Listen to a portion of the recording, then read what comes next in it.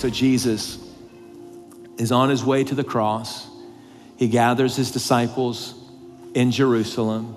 They're having a Passover meal, like they had now done for thousands of years, to commemorate what we talked about with Moses and how every family brought a lamb and the destroyer passed over.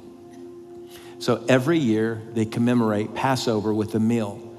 At this meal, they have the bread on the table, they have the 4 cups of wine, and then they have a lamb. And the instruction is that the lamb is to be completely consumed, that there's to be nothing left. If there's anything left, they're to go share it with their neighbors. So Jesus is at the Passover meal. We would call it the Last Supper now. It's where he's implementing Holy Communion. He's leading the Passover meal like every family had someone that would lead it. And he grabs the bread of affliction and he says, "This is my body, which is broken for you." He grabs the wine and he says, "This is my blood that is shed for you." But notice there's never a mention of a lamb on the table. You cannot have a Passover meal if there's no lamb on the table. But this time the lamb would not be on the table because the lamb was at the table.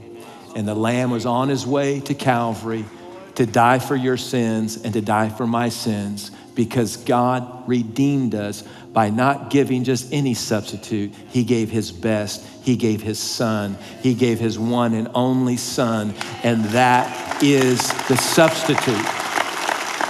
He paid the price for our sin.